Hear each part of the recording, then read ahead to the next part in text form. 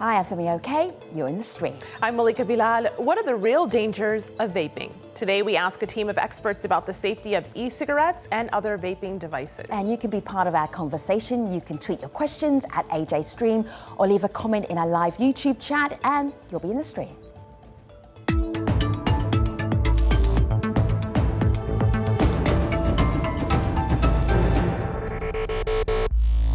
According to the Centers for Disease Control and Prevention, there have been nearly 1,600 lung injury cases in the United States, including 34 deaths linked to vaping. So far, none of the cases have been linked to a specific brand, substance or product. But for many people, vaping is seen as a healthier alternative to smoking. But how does it work? Have a look. Even though there are a ton of different devices out there, ranging from vape pens to box mods, all vaporizers have these few basic components in common: a battery, a coil, a wick, and e-liquid. The e-liquid is drawn onto the coil by the wick. From there, the battery pushes electricity through the coil, heating the e-liquid until it vaporizes, creating a vapor that's then inhaled.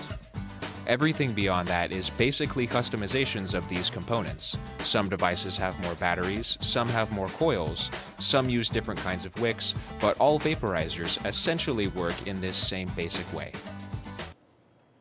Joining the conversation in California, Dr. Cedric Jamie Rutland. He's a pulmonary and critical care physician and host of the YouTube channel Medicine Deconstructed. In North Carolina, Robert Tarrin. He's a professor of cell biology and physiology at the University of North Carolina, Chapel Hill School of Medicine.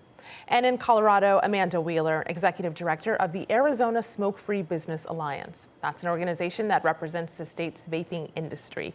Welcome, everyone. It's good to have you. Dr. Jamie, if you had a patient who came to you and they were vaping, what would be the honest advice that you would give them, knowing what you know today? Knowing what I know about vaping, the honest advice I would give my patient, and the honest advice I give patients is simply to stop vaping.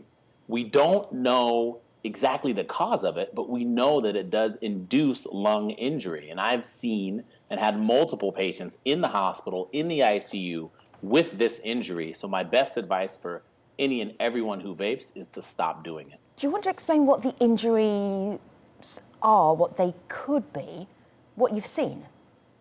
That's a good question. So again, when we look at patients clinically, right? So we look at them, and the way that we define an EVALI or an e-cig or vaping-induced acute lung injury is we rule out infection. We rule out all other causes of a lung injury. We get a history of vaping from the patient, and then we look at their imaging, and we can see on an X-ray and even on a CAT scan that the lung is going to appear to look more white. Whenever you have lung looking more white on an X-ray or a CAT scan, when the lung is supposed to look black, you know that this represents fluid or inflammation of some kind. Now, there have been multiple cases where people have actually been biopsied as a result of vaping. And what we see under the microscope, and I'm sure Rob can go over this as well, is you can see lung injury caused within the epithelial cells of the lung. And the lung, once it gets injured, once those epithelial cells start communicating with other cells to recruit them to that area, it tends to look like an organizing type of material that can actually lead to fibrosis and scarring, and then somebody can't breathe any longer. Now, before we get too much further into this conversation, we got a comment from someone live on YouTube who says, this is what we should all know. So this is CB Collis, who says, first of all, a distinction needs to be made in the questioning of even our show. The title, What are the real dangers of vaping? As the word vaping is a verb, we must first ask, what are we vaping? So Amanda, I'll actually give that one to you, of course, because you are the executive director of a Smoke-Free Business Alliance, smoke-free, meaning vaping. What is it that your alliance and your organization advocates for? What kind of vape pens are we talking about? Sure, absolutely. So the businesses in our organization manufacture and sell nicotine vaping products designed for adult smokers who are trying to quit smoking. When you heard Dr. Jamie talk about the risks to people if they vape, did you hear that in a way that made you concerned in any way, Amanda? Well, much like your commenter from YouTube, I think we need to be careful when we discuss these things. Um, Vaping is a delivery method. Nicotine vaping has been around in this country for over 10 years without incident. What we're seeing right now is an issue with people vaping black market marijuana products and marijuana oils. In over 80% of the cases, that is the common denominator. We're not seeing these injuries show up in the kinds of commercially available nicotine products that have been widely used in the United States for the last decade. Robert, you're doing the research. Is what Amanda believes to be the case true?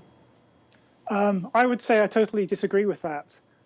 So we've done research bronchoscopies on healthy vapors. So even 2 or 3 years ago. So Robert, I've forgotten some of my science education. Just for the purpose of me going back to school, will you explain exactly what that means? I was going to do that. Oops. So Nothing changes. I always talk too soon. Yeah. Back at school. So Go ahead, Robert. It's a London thing, right? Yes. I will keep quiet. Yeah, so we finished a study about 2 years ago, and what we did is recruit healthy vapors who didn't have any obvious disease, and then we sedated them, and then we put a tube down into their airways, which is the bronchoscope. And then we had a camera in that tube, and we could look around in the airways, and even these healthy vapors that were just smoking regular e-cigarettes, we could see the airways look really red and inflamed and damaged. We also took biopsies from those vapors and we studied them. And we found a lot of changes, and quite often more changes than in smokers' airways. And Robert's right. You know, when you look at the literature and patients who do vape, this is what you see. You see some evidence of inflammation within the airway. And in fact, there has been a study published in which when these people are vaping, what it allows is it allows for bacteria to actually adhere to the airway a little bit longer than it usually would. So the airways aren't normal. And so I think we have to be careful when we say things like healthy alternative. Yes, it's an alternative, but I'm not quite sure if that alternative is healthy.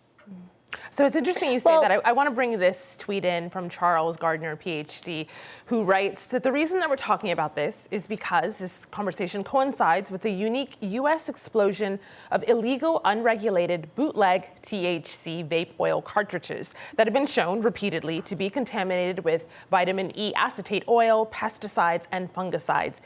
E-cigarettes, he writes, have been used safely for 12 years, so we're not talking about e-cigs. So Dr. Jamie, talk to us about your thoughts on this tweet from your expertise, especially that last line where he says e-cigarettes have been used safely for the past 12 years, have they? Yeah, so that's a good point, and he makes a very good point. However, this is how I will agree with his point, add to his point, and maybe even disagree just a little bit.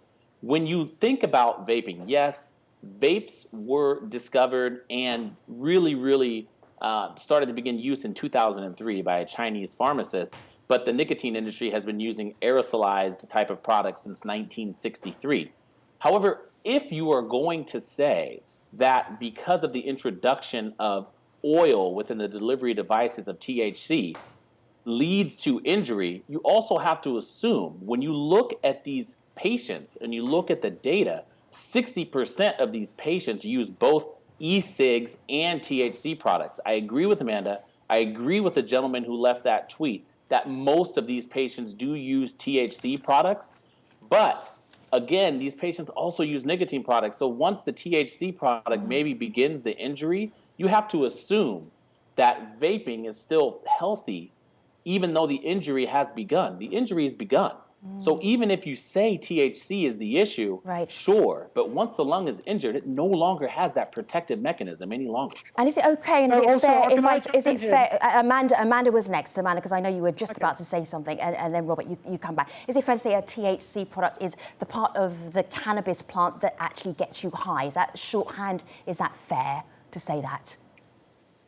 I believe that's the case. I'm no expert on cannabis or THC, but yeah, I believe that is correct, that THC is the psychoactive component of marijuana. And, there's overwhelming evidence with the types of pesticides the types of additives like vitamin E that are being put into those black market cannabis vapes, that people really are playing with their lives. Our products that we sell, nicotine products, we have been manufacturing those the same way for over a decade. These lung injuries are a phenomenon that has come up in the last year. So obviously something in the marketplace has changed. The way that we manufacture commercially available nicotine products has not changed. What has changed are the additives that are being introduced into the black market and the pesticides that are being used on that black market marijuana. And so, it really isn't an issue that is coming from the legitimate nicotine manufacturers.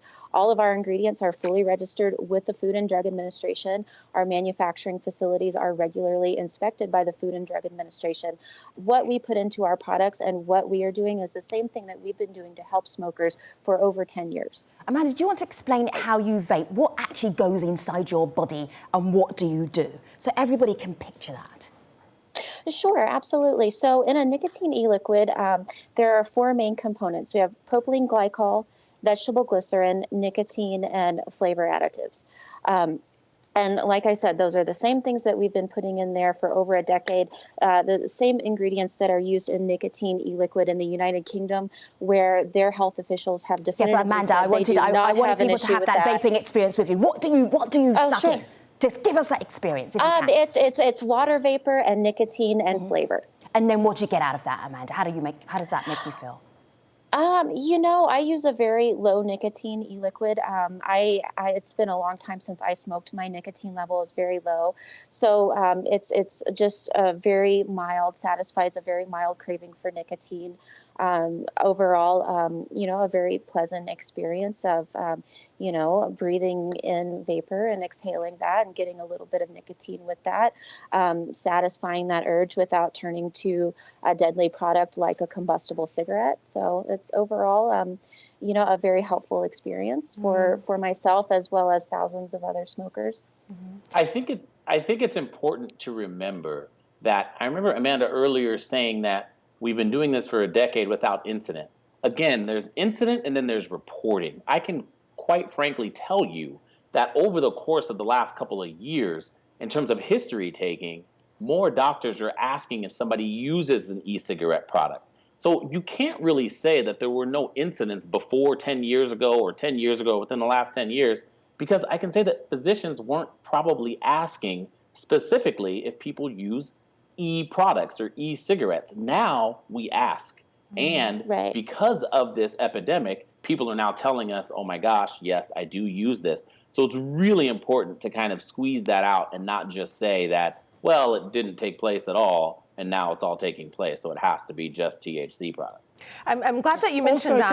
I'm glad that you mentioned that. Robert, I'll go to you with this, but I want to link something that Dr. Jamie said, which is that now doctors are asking, and it could be because of something that Amanda said earlier, which was something in the market has changed. So I want to share just an anecdote, and Robert, I'll give it to you for your thoughts after. Barry Reed here on Twitter says, in the high street of the town of Kirkintilloch in Scotland, it now has 8 vape shops, as many charity shops, and twice as many hairdressers and barber shops. 1 year ago, there was 1 vape shop. And he goes on to say he thinks the reason is that it's another trinket to display and use to show how modern one is. Devices are popular with both sexes, and the town is predominantly working class. So Robert, I wanted your thoughts on the idea of this being a modern way to smoke and whether or not the public thinks this is a good thing that's replaced a bad thing. Yeah, well, first of all, can I just go back to Amanda's comment that people have been vaping for 10 years without incidents? So it's generally acknowledged that tobacco smoking kills about 50% of its users. However, after 10 years, those people are actually fairly healthy. So if you get someone that starts smoking when they're 18, 19, when they're 29, they look fine. Right? It takes 20, 30, 40 years to actually develop lung disease, but it will catch up with you and you will get it. Right? So saying that people have been vaping for 10 years without incidents isn't enough time. And I think this is going to be a major problem. There's the current epidemic, which may or may not be due to THC or not. But then there's also the potential long-term effects. And everything we see in the lab suggests that vaping is setting you up for long-term lung disease, exactly the same way as tobacco smoking is. However, if people vape, this is a huge experiment, which people are unwittingly taking part in. And we won't know for another 20, 30 years. Robert, do you want to just run with that second point that Malika put to you, which is it was about vaping as a lifestyle? Maybe that's better for Amanda to pick up on. Amanda, is it a lifestyle? I would say there's certainly rather than smoking. Tobacco smoking. Now for younger people, it's we're going to vape. We're not going to smoke. That's what older people do. We're going to vape. Well, I would actually say, for the businesses that are in my organization, the median age of our customers is, in the early 40s. So we primarily cater to people who have been lifelong smokers who have been unable to quit with other products like the patch or gum. I understand that for the young people that it may be more of a status thing that they're picking up on. They also use radically different types of devices than the types of devices that I sell in my business and the businesses in our association sell. So for those people that are looking at this as some kind of, a cultural trend or some kind of status symbol, those really aren't the people that my businesses and businesses like mine are serving. We're really here for people who want to stop smoking, who have tried everything else, who are looking for a harm reduction tool, because that's truly what this is. It is a form of harm reduction. And for those smokers who have been able to quit with vaping, it's a different sort of lifestyle. It's a sort of thing that we're very passionate about, that we advocate very vocally for, something that we care about. It's not something to be trendy or look cool. It's something that's changed our lives radically, and we have a passion for fighting for that, for advocating for that, and for sharing that with others who may also need similar kind of help. I think it's fair to say that there isn't that much research. I hear you, Dr. Jamie. Just hold tight for 1 second. There isn't that much research on vaping, that we're going to have to wait a while to see maybe what the damage is. Dr. Jamie has told you his perspective. Robert's told you his perspective. As a vapor, Amanda's talking about what the benefits are that she gets from vaping.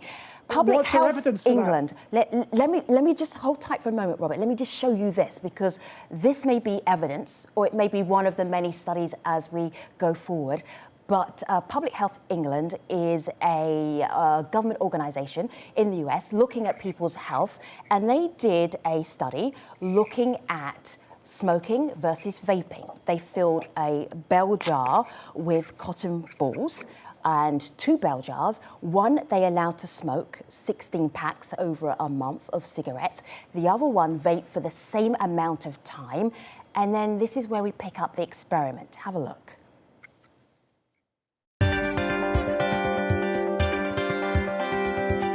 And here is the bell jar with cigarette smoke. I mean, it just is so revolting. Look at this, that's just the inside of the jar. Here, a lump of tar. So that's what's going on inside your lungs. And now we're going to cut this tube. And look at that. There's loads of it. And this is only after 1 month. So now let's have a look at the e-cigarette. Let's just see. A little bit of vapour. That's the only one that's really got much in the way of colour. Just feels wet. So, Robert, I misspoke.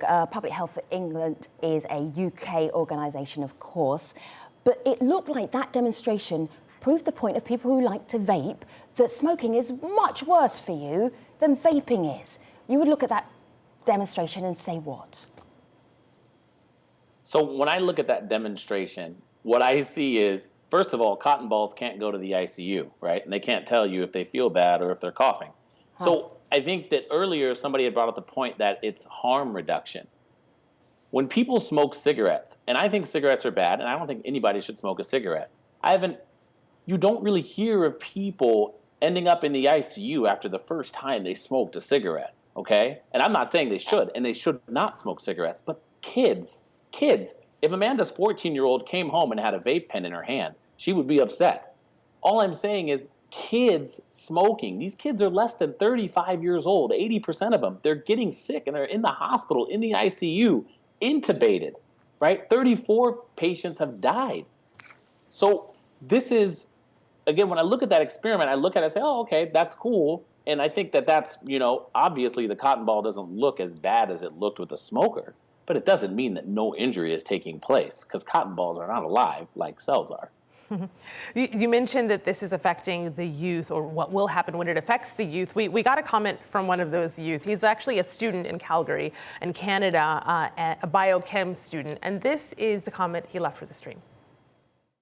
I feel like there's just not a lot that we know when it comes to the risks associated with vaping, and we need to have a regulatory response in place while the necessary research is being facilitated, because we don't know what the actual risks are with vaping doesn't mean that we should leave the gates wide open for people at risk to get harmed, be it controlling the devices, controlling the liquid, its substances, what's added, who gets access to it. Those things need to be in place to protect those who are at most at risk. Robert, I'll give that to you. He asked for a regulatory response. What do you make of calls to regulate and or ban vaping products? Absolutely, they need to be regulated a lot more, and then potentially flavors that we don't know what they do should be banned. Again, Public Health England's high school science experiment was great, but when you look in the actual lungs of vapors, you see more changes in smokers' lungs, which is very concerning. Would you ban outright vaping, Robert, knowing what you know right now? No, I think you should at least start with banning flavors. So flavors are targeted at youth and young adults and help vaping and smoking initiation. And the vaping and tobacco companies know this. So starting with banning like flavors, so menthol, for example, soothes the throat and makes it easier to take up. Fruit flavors, dessert flavors, they shouldn't be on the market. Amanda, I'm just thinking back to when cigarettes, the information about cigarettes was not being, people were not being transparent. The industry was not being transparent about the harm that cigarettes was doing us. It was trendy, it was very fashionable. Sometimes it was even marketed as being healthy, but it wasn't the case. Do you feel that we're revisiting that time, but now with vaping products? Do you think that could be at all possible? I don't think that's the case. Really, these small businesses in the United States really came up from independent small business owners who had used these products for themselves, experienced the positive changes in their own lives, and wanted to share these products with other people. We're not these giant corporations that want to hook kids. The happiest day when I'm in one of my stores is when one of my customers comes in and they let me know, like, hey, I'm not going to be coming back in. You're not going to see me. And it's not because I went back to smoking. It's because I've now been able to quit vaping and live this nicotine-free life. We're people who believe in the products that we're selling, who care very deeply about our customers, and we're as invested in their quit journey as they are. We celebrate with them when they're able to quit smoking, when they're able to quit vaping, and when they're just able to go out and live their lives, nicotine-free in any form. So we are not out there trying to mislead the public in any way, shape, or form. I'm not a doctor, I'm not a scientist, but I probably spend more time with vapers than both of your other guests combined. And I know what my friends that vape tell me. I know what my family that vapes tells me. I know what my tens of thousands of customers that vape tell me. And I mean, these positive changes that people have seen in their lives are not diminished by this media scare that really is an illegal marijuana problem. Amanda, you raised interesting points there, and I wanted to bring in someone who might agree with you on YouTube. A couple of people, actually. Angela says, vaping got me off of 45 years of smoking. Cools. I barely vape anymore. Tobacco is so much worse. Another person talking about harm reduction. Wee Wee says, I think people are failing to acknowledge that vaping is harm reduction. It is not healthy. And that's a point that you were making earlier, Dr. Jamie. What would you say to someone who is looking to stop smoking and is considering vaping products as an alternative? So there are plenty of smoking cessation aids. There's nicotine gum, right? There's lozenges. There's the nicotine patch. There are plenty of smoking cessation aids. I would try those first. And Amanda brings up a good point. She says, listen, I love it when a patient or when a client of mine transitions from Dr. smoking Jamie, cigarettes. You have one sentence left to wrap up this conversation. What's the main point you want to make in a sentence, if you can do it? In a sentence. Yeah. So I would say there are other smoking cessation aids to use, and I would use those first. All right. Wow, so much more still to talk about. But Dr. Jamie, Robert, and Amanda, thank you for helping us understand this debate about vaping and smoking. To be continued for sure. Malika and I will see you next time on The Stream. Take care, everybody.